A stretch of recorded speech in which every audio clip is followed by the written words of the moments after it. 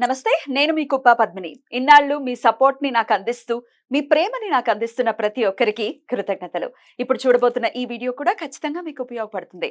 Like, share and subscribe చేసి మీ ఇష్టాన్ని అలాగే మీ సపోర్ట్ ని నాకు అందించండి. అలాగే ఈ వీడియో పట్ల మీ అభిప్రాయాన్ని కమెంట్ సెక్షన్ లో కమెంట్ చేసి నాకు తెలియజేయండి. నమస్తే, వెల్కమ్ టు అవర్ ఛానల్. నేను కుప్ప పద్మిని. ప్రస్తుతం పాటు వేదిక ఆస్ట్రాలజర్ అవినాష్ దాస్ ఉన్నారు. మాట్లాడదాం. అవినాష్ గారు నమస్తే అండి. నమస్తే మేడం. ఓం నమః శివాయ. నక్షత్రాల గురించి చెప్తున్నారు. ఆశ్లేష నక్షత్ర జాతకులు ఎలా ఉంటారు, ఎట్లాంటి రెమెడీస్ చేసుకోవచ్చు చెప్తారండి? చెప్తానండి. ఉమ్, ఆశ్లేష నక్షత్రం గురించి. ఆశ్లేష నక్షత్రం, ఆశ్లేష అంటే నాగలోకం. ఓ. నాగలోకంలో ఉన్న సర్పెంట్స్, పాము. దాని ఇంకా మనం ఏమనాలి, రకరకాల జాతులు. రకరకాల జాతులు. ఆశ్లేష అనేది జస్ట్ పాము కాదు, ఉమ్. భూమి కింద ఉండే అన్ని యానిమల్స్ ఉమ్. చాలా వరకు ఇంక్లూడ్ అవుతాయి. ఉమ్. మెయిన్గా ఏంటంటే నాగపాములు. ఉమ్. ఈ నాగపాములకి ఇంటిమసీ అండ్ కనెక్షన్ చాలా ఎక్కువ ఉంటుంది with water, with the people around them. ఇప్పుడు మీది ఎవరిదైనా ఆశ్లేష నక్షత్రం ఉంది, ఫస్ట్ ముందు చెప్తాం. శివుడు మెడలో ఏముంటది? పాము. విష్ణుమూర్తి పైన ఏముంటది? పాము.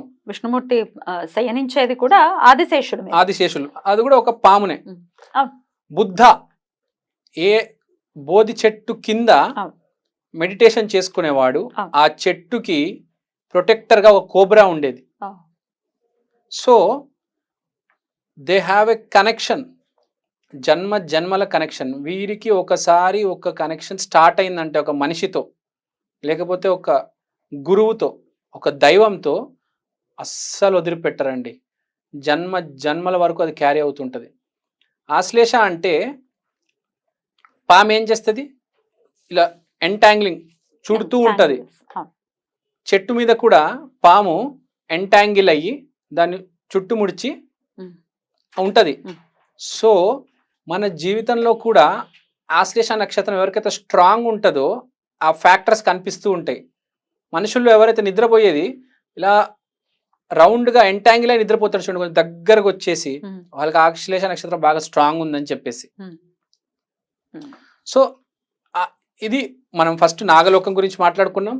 సెకండ్, దాని క్వాలిటీ ఎంటాంగిల్ చేయడం. అది ఒక చెట్టు కావచ్చు, లేకపోతే మనిషి నిద్రపోయేటప్పుడు వాడు కావచ్చు. వాడిని చూసి మనం చెప్పేచ్చారా వీడికి ఆశ్లేష స్ట్రాంగ్ ఉందిరా బాబు అని చెప్పేసి. సో ఈ ఆశ్లేష నక్షత్రం అనేది వాటర్లో ఉంటుంది బేసిక్గా. సో పాము వాటర్లో ఉంటుంది కదా, అనకొండ ఎక్కడ ఉంటుంది? పాములో ఉంటాయి. పెద్ద పెద్ద పాములు ఎక్కడ ఉంటాయి? వాటర్లో ఉంటాయి. సో అర్త్ మీద కూడా ఉంటాయి, కానీ ఎక్కువ శాతం పాములు సముద్రంలో ఉంటాయి. అనకొండ అతి పెద్ద పాము. మీరు వెంకటేష్ ఒక సినిమా ఉంటది, పాము లోపల ఉంటది, పాము మొత్తం కింద ఉంటుంది చూడండి, ఐడియా ఉంది, దేవిపుత్రుడు అనుకుంటా. సో పాము అనేది వాటర్ బాడీతో రిలేట్ చేస్తాం మనం. సో వాటర్ బాడీ ఎవరికైతే రిలేట్ అవుతుందో ఆశ్లేష నక్షత్రం వాళ్ళకి పనిచేస్తుంది. మర్చెంట్ నేవీలో పనిచేసే వాడికి కంపల్సరీ ఆశ్లేష నక్షత్రం చాలా స్ట్రాంగ్ ఉంటుంది, చాలా పాజిటివ్. ఇప్పుడు ఎవరికైతే ఆశ్లేష నక్షత్రం బాగా నెగిటివ్ ఉంటుందో వాడు సముద్రపు దొంగ అవుతాడు. అంతే కదా, ఇప్పుడు ఉంటారు కదా పైరేట్స్ అంటారు. పైరేట్స్ ఉంటారు, చాలా షిప్స్ ని క్యాప్సైజ్ చేసి కిడ్నాప్ చేసి మొత్తం అన్ని దోచుకొని వెళ్ళిపోతారు. ఇదంతా ఈ ఆశ్లేష నక్షత్రం నెగిటివ్ ఉన్నోళ్ళు. అండ్ సో నాట్ ఓన్లీ ఈ పాము అనేది వాటర్ బాడీ అనేసి వాటర్తో బిజినెస్ చేసే వాళ్ళు ఉంటారు. ఇప్పుడు మినరల్ వాటర్ని ఫిల్టర్ చేసి వాటర్ క్యాన్స్ వేయడము, ఈ వాటర్ బిజినెస్ చేసేటోళ్ళకి ఆశ్లేష నక్షత్రం ఉంటుంది. బిజినెస్లో ఇంకోటి ఉంది చెప్తాను. ఇప్పుడు మీకు కరోనా వ్యాక్సిన్ ఉంది. కరోనా వ్యాక్సిన్ అంటే ఏంది? ఆ కరోనా వైరస్ నుంచే కొంచెం తీసేసి దాన్ని కొంచెం దాన్ని పంపిస్తారు, స్టెరిలైజ్ చేసి అదే వ్యాక్సిన్. పాములో ఉండేదేంటి? విషము. ఆ విషం నుంచి మెడిసిన్ తయారు చేసి బయట అమ్ముతూ ఉంటారు. సో ఈ ఎవరైతే మెడిసిన్ తయారు చేసే వాళ్ళు ఉంటారు కదా, మెయిన్ గా వ్యాక్సిన్స్, రకరకాల వ్యాక్సిన్ తయారు చేసే కంపెనీలు ఉంటాయి. మన దగ్గర ఇప్పుడు సీరం ఇన్స్టిట్యూట్ అని ఉంది. ఆ కంపెనీలో పనిచేసే వాళ్ళు, ఈ వ్యాక్సిన్స్ తో పనిచేసే వాళ్ళు కంపల్సరీ ఆశ్లేష నక్షత్రం ప్రామినెంట్ ఉంటుంది. భూమి మీద అయితే ఈ వ్యాక్సిన్స్, ఆ యాంటీడోట్స్, విషాలు, దీంతో పనిచేస్తే అంటే మెడికల్ సైడ్ లో కూడా చాలా రంగాలు ఉంటాయి. ఇటు సైడ్ అన్నమాట ఆశ్లేష. వాటర్ బాడీకి వచ్చేసరికి మర్చెంట్ నేవీ, పైరేట్స్, ప్లస్ ఈ సముద్రంలో షిప్స్ తయారు చేస్తూ ఉంటారు. సముద్రాల మీదే కదా వెళ్ళేవి వాళ్ళు.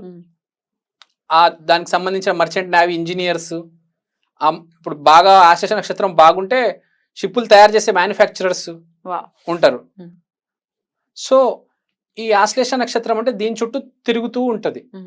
ఇప్పుడు ఆశ్లేష నక్షత్రం బాలేదనుకోండి, మీరు నీటిలో వెళ్ళినప్పుడు మిమ్మల్ని పాము కరవచ్చు. నిజంగా మీరు పాముని చంపారు పూర్వజన్మలో అనుకుందాం, మీరు నీటిలో దిగినప్పుడు మిమ్మల్ని పాము కరవచ్చు, లేకపోతే అనకుండా తినేయచ్చు. అదే మీరు నీటిలో దిగలేదు, మీరు మీ ఇంట్లో ఉన్నారు, మీ ఇంట్లో ఆశ్లేష ఏంటి, చుట్టూరుగా ఉండేది రౌండ్గా ఉండేది ఏంటి, గోడల లోపల ఎలక్ట్రికల్ వైర్స్ రౌండ్గా ఉంటాయి, అవి కాలిపోతాయి, ఇల్లు కాలిపోతుంది. పాముల పట్ల మనం సరిగ్గా బిహేవ్ చేయకపోతే, వాళ్ళకి రెస్పెక్ట్ ఇవ్వకపోతే, మన ఇంట్లో ఫస్ట్ ఎలక్ట్రికల్ చూడండి షార్ట్ సర్క్యూటే మొత్తం కాలిపోయింది అంటారు. ఒక్కటి కాదు, రెండు కాదు, ఎన్నో చూసాం, న్యూస్ లో రెగ్యులర్ గా వస్తూ ఉంటది. ఇదంతా కాలసర్ప దోషాలే. ఈ సర్పదోషాలు వేరు, కాల సర్పదోషాలు వేరు. సర్క్యూట్ అయ్యి ఇబ్బంది పెడతారు. ఎందుకంటే రౌండ్ రౌండ్ కాయిల్డ్ గా, ఎక్కడైనా మీరు ఏదైనా కాయిల్డ్ చూసారంటే ఫస్ట్ ఆశ్లేష నక్షత్రం గుర్తుకు రావాలి. తర్వాత ఇట్లా క్యారెక్టర్ ఎట్లా ఉంటుంది, వీళ్ళ క్యారెక్టర్ రెండు రకాలుగా ఉంటది. పాజిటివ్ సైడ్ తీసుకుంటే చాలా కనెక్టెడ్ అయి ఉండి, చాలా భక్తితో ఆదిశేషుల్లాగా, లేకపోతే శివుడు చుట్టూ ఉన్న పాములాగా చాలా పాజిటివ్. నెగిటివ్ సైడ్ మాట్లాడుకోవాలంటే ఇన్ఫ్లిక్టింగ్ పాయిజన్. వీళ్ళ పని ఏంటంటే వేరే వాళ్ళ మైండ్ ని మ్యానిపులేట్ చేయడం. ఇప్పుడు వేరే వాళ్ళ మైండ్ ని ఇన్ఫ్లిక్ట్ చేయడం, విషయం నింపడం. ఇప్పుడు భార్య భర్త ఉంటారు, భార్య దగ్గరకు వచ్చి భర్త గురించి ఏదేదో చెప్పేసి ఆ కాపురాన్ని పాడు చేయడం, లేకపోతే ఇద్దరు ఫ్రెండ్స్ ఉన్నారు, లేకపోతే మీ గురించి వెనకాల ఎవరైనా ఏదైనా చెప్పడం మీ పై అధికారికి, ఇదంతా విషయం నింపడమే అంటారు కదా. ఇట్లాంటివన్నీ నెగటివ్ ఆస్పెక్ట్స్, ఇవన్నీ బాగా ఆశ్లేషాలు బాగా చేస్తారు. ఒక్కడి గురించి నెగిటివ్ గా మాట్లాడాలి, బాగా మాట్లాడాలి, చింపేయాలి, అసలు కెరీర్ పాడు చేయాలి, వాడు పెళ్లి పాడు చేయాలంటే ఆశ్లేష నక్షత్రం ఫస్ట్. నెగిటివ్ సైడ్ పాజిటివ్ కూడా ఎప్పటికీ సపోర్ట్ చేస్తారు, బాగా ఉంటారు. ఇంకోటి వీళ్ళ కళ్ళు చూడొచ్చు, పాము కళ్ళు ఉంటాయి. ఆశ్లేష నక్షత్రం ప్రామినెంట్ గా మీరు చూస్తే బేసిక్ గా అమ్మాయిలకి మీరు శ్రీదేవి కళ్ళు చూడండి, చాలా ప్రామినెంట్ గా ఉంటాయి. శ్రీదేవికి శుక్రుడు ఆశ్లేషలో ఉన్నాడు, అందుకనే ఒక సినిమాలో ఆమె పాములాగా కూడా చేసింది, నాగిన్ సినిమాలో చేసింది. సో ఎంత ప్రామినెంట్ గా ఉంది చూడండి మీరు. ఆ క్వాలిటీస్ ఉంటాయి, శ్రీదేవి గారు పాజిటివ్ క్వాలిటీస్ ఉంటాయి కాబట్టి ఆమె నాగిన్ రోల్ వేశారు. బోని కపూర్కి ఎప్పుడు బాగా ఉన్నారు, అప్పుడు అందరినీ బాగా చూసుకున్నారు. ప్లస్ ప్రపంచం అంతా ఆమె చుట్టూరే తిరిగింది. రామ్ గోపాల్ వర్మ కావచ్చు, బోని కపూర్ కావచ్చు, ఎవరైనా ఆమె చుట్టూరే తిరగాలి. ఎందుకంటే ఎంటాంగ్లింగ్ కదా, చుట్టేయడం, అందరిని ఆమె చుట్టేస్తుంది. ఇట్లా ప్రపంచం. ఇప్పుడు రాఘవేంద్ర రావు గారు కానీ, ఇప్పుడు ఎన్టీఆర్ గారు, జూనియర్ ఎన్టీఆర్ గారు శ్రీదేవి అంటారు కదా, ప్రపంచం వాళ్ళ చుట్టూ తిరుగుతుంది. ఆశ్లేష ప్రపంచం వాళ్ళ చుట్టూ తిరుగుతుంది. ఒక ఆడామకి ఆశ్లేష వచ్చి పాజిటివ్ అయిందంటే ప్రపంచం వాళ్ళ చుట్టూ తిప్పుకుంటారు వాళ్ళు. అది ఆశ్లేష నక్షత్రం. బట్ మరి నెగటివ్ గా ఉన్నది పాజిటివ్ చేసుకోవాలంటే ఎట్లాంటి రెమెడీస్ చేసుకోవచ్చు? ఏమి లేదండి, నాగలోకకు సంబంధించిన గుడులు ఉంటాయి. మన ఏ గుడికి వెళ్ళినా నాగదేవతకి గుడి ఉంటది. ఆ గుడికి వెళ్ళి కొంచెం పాలు పోయండి, వాళ్ళకి రెస్పెక్ట్ ఇవ్వండి. పాములు అనగుడు, నాగదేవత అనాలి. నాగదేవతకి రెస్పెక్ట్ ఇవ్వాలి. కొన్ని దేశాల్లో దేవుళ్ళు లేరండి, నేను తెలుసు. కొన్ని దేశాలు, కొన్ని ఊర్లు ఉంటాయి. ఆస్ట్రేలియా సైడ్ బేసిక్ గా చూసుకుంటే ఊరు నాగదేవతకి వర్షిప్ చేస్తూ ఉంటది. ఊరు దేవత. ఆస్ట్రేలియా లాంటి దేశాల్లో కొన్ని నగరాల్లో ఆ ఊరు ఆచారం అన్నమాట. దేవుడు ఓన్లీ వాళ్ళు ఆ నాగదేవత ఒక పర్టికులర్ పాము, ఒక పైథాన్, ఆ స్పీసీస్కే పూజిస్తారు, ఇంకెవ్వరికి పూజించారు.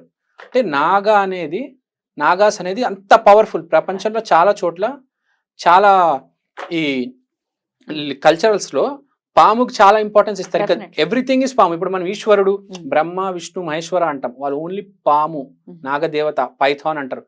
సో నాగాస్ ని చాలా రెస్పెక్ట్ ఇచ్చి చూడాలి. ఇది ఏదో ఆశ్లేష నక్షత్రం జరుగుతుంది అని చెప్తున్నాను కాదు, చాలా సీరియస్ గా ఇది.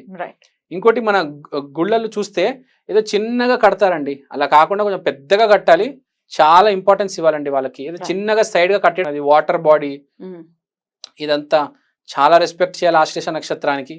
సో రైట్, చాలా చక్కగా వివరించారు ఆశ్లేష నక్షత్రం. డెఫినెట్ గా నెగటివ్స్ కనుక ఉంటే నాగదేవత ఆరాధనతో ఆ నెగటివ్ ని కూడా పాజిటివ్ గా మార్చుకోవాలని మనస్ఫూర్తిగా కోరుకుంటూ థ్యాంక్ యూ సో మచ్ అండి. నమస్తే.